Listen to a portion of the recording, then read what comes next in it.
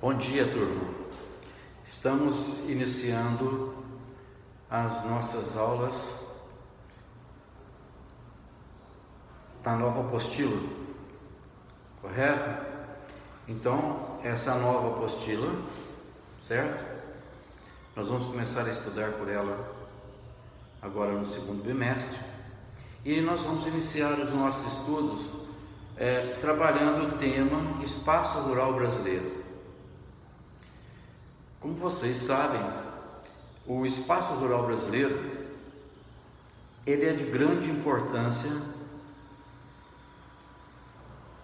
para o desenvolvimento do país. No passado, foi importantíssimo para os colonizadores que daqui levaram as riquezas que já existiam de forma natural e as que eles passaram a produzir aqui, favorável ao clima, favorável ao período pluviométrico de chuvas, e levava para a Europa. Então, o espaço rural brasileiro, tanto no período colonial como na atualidade, ele é de suma importância. O Brasil é um grande exportador de alimentos no mundo, né? Podemos destacar aí a produção de café, cana-de-açúcar, o açúcar, né? A soja, o milho, a laranja, a mandioca, enfim. O Brasil é um grande exportador de produtos agrícolas, produzidos no campo, no espaço rural. Então nós vamos estudar o espaço rural do Brasil. Então, para isso, nós vamos começar a ver a colonização e a distribuição das terras no Brasil. Está aí na apostila de vocês, certo?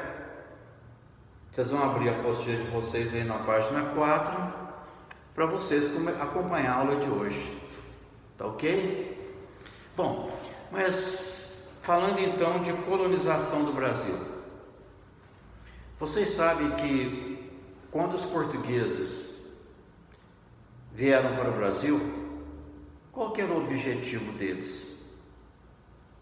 Qual que era o interesse deles nas novas terras, a nova colônia, né? Colônia nada mais é do que um pedaço de terra que pertence a um outro povo distante. No caso, os portugueses eram donos das terras brasileiras no continente americano, além mar, né? Assim que eles falavam.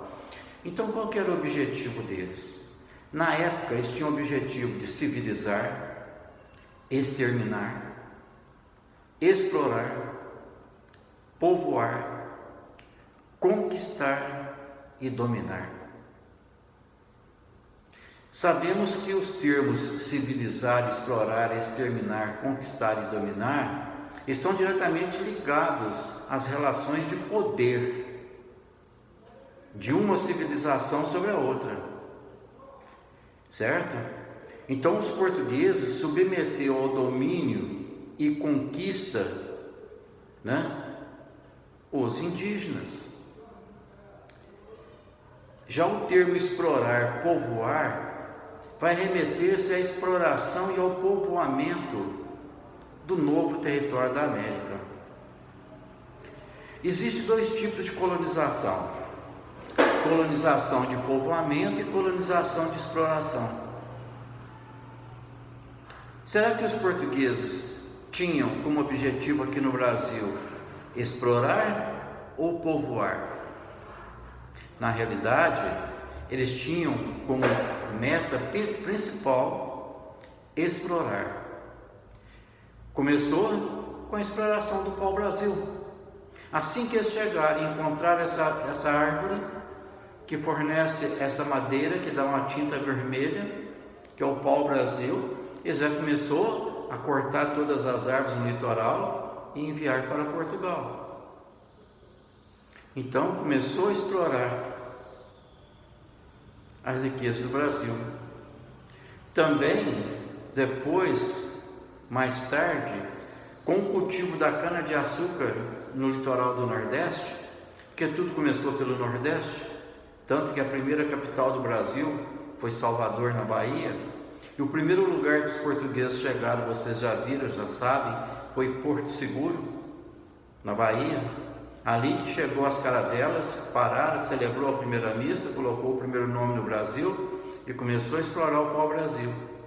Depois veio o cultivo da cana-de-açúcar, toda a produção da cana-de-açúcar voltada para o mercado europeu. Portugal levava. Nesse período também tinha as riquezas do sertão, né? O cultivo natural do sertão de vários produtos que eles exploravam no sertão e também levavam para Portugal. E depois veio o ciclo do ouro, que foi um período que enriqueceu Portugal na Europa. Com o esgotamento do ouro, iniciou-se um novo ciclo, que foi o cultivo do café. Então você vê que todo esse processo, né? Todo esse processo está ligado à terra. Então vamos trabalhar um pouco pensando nisso aí. Já que os portugueses descobriram o Brasil e tinha como principal objetivo a exploração da riqueza, e assim eles fizeram, certo? Despertou interesse em outros povos europeus para vir também para o Brasil, holandeses, ingleses, espanhóis. Tanto é que os portugueses fizeram um tratado com os espanhóis de falar assim: olha, as terras, tratado de Tordesilhas, as terras que tivessem 370 léguas de Portugal, das ilhas de Cabo Verde, pertenceriam a Portugal. As que tivessem além dos 370 léguas poderia pertencer à Espanha. Fez um acordo com o rei da Espanha. Então os portugueses, para salvar as terras conquistadas e as riquezas que existiam, estabeleceu o acordo. E aí começou a povoar a região. Primeiro as capitanias hereditárias, depois as Seis Marias. E aí começa um processo de surgimento do Brasil, né? Dessas capitanias hereditárias e dessas Seis Marias, que os portugueses recebiam a terra, né? Mas eles não eram donos da terra. A terra continuava a pertencer a Portugal. E eles subdividiam a terra para as pessoas plantar, para eles pegar parte da produção. Parte da produção para o proprietário da terra e parte iria para Portugal. Então, o período colonial no Brasil, ele foi marcado por esses momentos, né? E eu gostaria de que vocês acompanhassem na apostila para mim, por favor, que após o período colonial, o que vai acontecer? É o último parágrafo da página 4. Olha para mim aí no último parágrafo da página 4. Está vendo aqui embaixo? O último parágrafo da página 4. No último parágrafo da página 4 está falando assim: após a independência do Brasil e o fim da escravidão, ocorreu a legalização das posses das terras. Foi chamado Lei das Terras em 1850. A posse só poderia ser feita por meio de pagamento em dinheiro. E quem tinha dinheiro nessa época? Só os capitães da capitania hereditária, os donos das Seis Marias, que eram os próprios portugueses. Então, a partir disso, só poderia tomar posse da terra aqueles que pagassem em dinheiro pela terra. Vai surgir então os latifúndios, que são enormes proprietários de terras. Enormes propriedades de terra, latifúndios. E quem que era o dono dessas enormes fazendas, desses latifúndios? Os portugueses, que só eles tinham dinheiro. Hoje no Brasil, ainda prevalecem os latifúndios como as grandes áreas produtivas do Brasil. Mato Grosso do Sul, Goiás, sul do Pará, sul do Amazonas. Enormes propriedades, latifúndios, que produzem para a exportação. Hoje, produzem para exportação. Então, aquilo que no passado produzia para Portugal, hoje produz para o mundo todo. Os grandes latifúndios, as grandes fazendas, soja, milho, né, algodão, laranja, ou então as outras propriedades da pecuária, as grandes fazendas, né, de recria e engorda de gado, carne para exportação, tudo exportação. O Brasil ainda mantém essa tradição, né, de ser um exportador. Então, a ocupação do território brasileiro, nesse olhar do surgimento dos latifúndios, fez com que esses latifúndios, até nos dias de hoje, sejam as grandes áreas produtivas voltadas para a exportação. Apesar de que prevalecem no Brasil atual os minifúndios, pequenas propriedades rurais. São milhões de pequenas propriedades rurais dentro do Brasil. Só que o que elas produzem é infinitamente pequeno em relação às poucas, mais enormes latifúndios, às poucas, mais enormes fazendas de monocultura voltada para a exportação. Certo? Então, um grupo de empresários cada vez mais rico e a grande maioria dos pequenos produtores cada vez mais pobres. É o capitalismo. Certo? Bom, nós podemos dividir, né, esses momentos econômicos do Brasil em séculos. Vamos começar pelo século XVIII. No século XVIII, nós vamos destacar aqui a pecuária se destacando no século XVIII. Certo? No século XIX vai ser o café como principal produto de exportação do Brasil, que durou até os dias atuais. E no século XX, a tradição da agropecuária no Brasil voltada para a exportação, os grandes latifúndios produzindo para a exportação. Certo? Deu para todo mundo entender isso aí?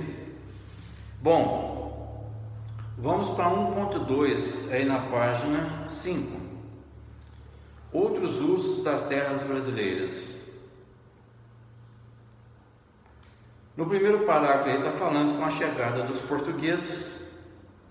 Estima-se que mais de 1000 etnias indígenas existiam no Brasil, e a grande maioria desses índios viviam de quê?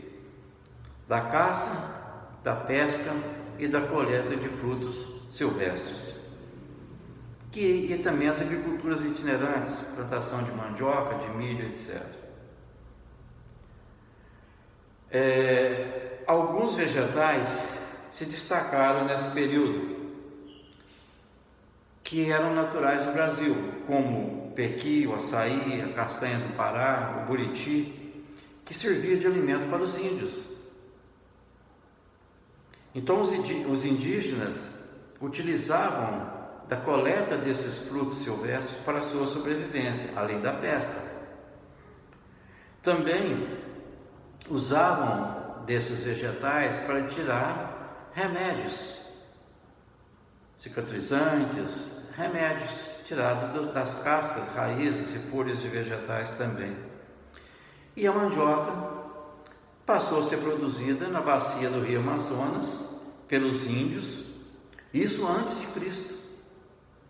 Se você for analisar a civilização maia inca na América Central, você vai ver que um vestígio dela estava ali no Amazonas, que eram também a agricultura. Eles praticavam a agricultura, principalmente o cultivo da mandioca. Agora, após a chegada dos colonizadores europeus, o Pero Vaz de Caminha fez uma carta e mandou ao rei de Portugal relatando as características do Brasil. E em uma dessas características, Pero Vaz de Caminha citou os carazes. Os carazes nada mais é do que o inhame, que é uma planta que ele viu os índios comendo e que os africanos comiam já em Portugal, e devido a que os africanos comiam na África e países da África próximo a Portugal. Então já era um inhame já era conhecido na Europa e na África, e era a alimentação dos índios aqui também. os índios também passaram a cultivar outros produtos, como mandioca, né? O amendoim, a batata, a pimenta, bananas, essas frutas tropicais, e o milho, tá? A grande parte da floresta onde os índios viviam eram retiradas. Eles faziam um procedimento, uma técnica chamada coivara. O que é a técnica coivara? Os índios cortavam as árvores maiores, depois vinham, colocavam fogo, quando chegava o período da seca, eles colocavam fogo, queimavam, e a cinza ia para o solo e servia de nutrientes.